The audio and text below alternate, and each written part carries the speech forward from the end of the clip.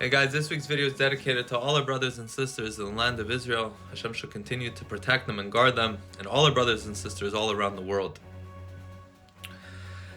Pesach's coming up, just 2.5 weeks, crazy to say. So you could go to our website, sign up for the Passover Seders, for the Pesach Seders. If you're going to be traveling or hosting your own, we have handmade shmura matzah, very special to use at the Seder.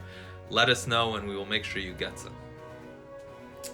This week's Torah portion is a double header, Vayakhel Pekudei, and it very much goes into all the details of the creation of the tabernacle, the building of the Mishkan, a place for God here on this world. And the question that's asked is, why so many details? We know the Torah doesn't go into detail for no reason. The Torah is very exacting with every word that it uses, yet here, when it comes to the Mishkan, every detail, every bolt, every screw, every little detail is mentioned. Not just once, twice. Why so many details? I want to share with you one of the explanations that's given that's really relevant to us as well, and that is, in just last week's Torah portion, we had the Jewish people sinning with the golden calf.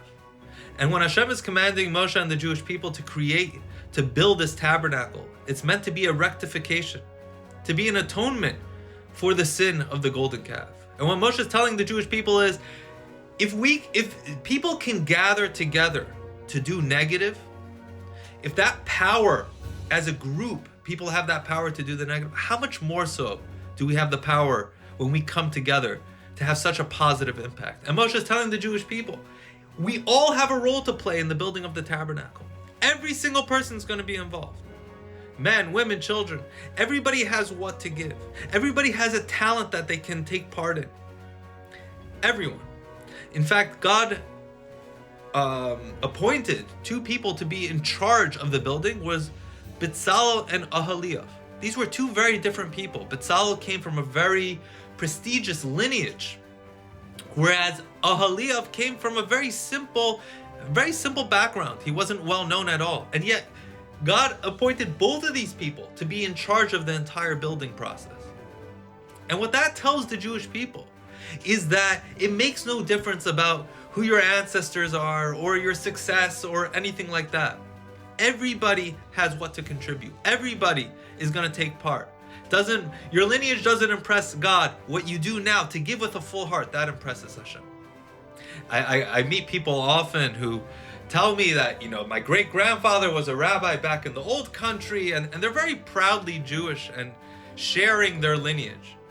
And while lineage is very beautiful and it got us to where we are today, what Hashem wants to see is, what are we doing?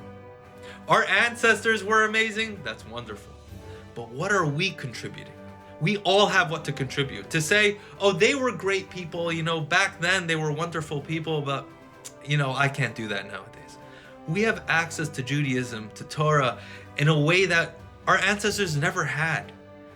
And the question that we have to ask ourselves is, what are we contributing?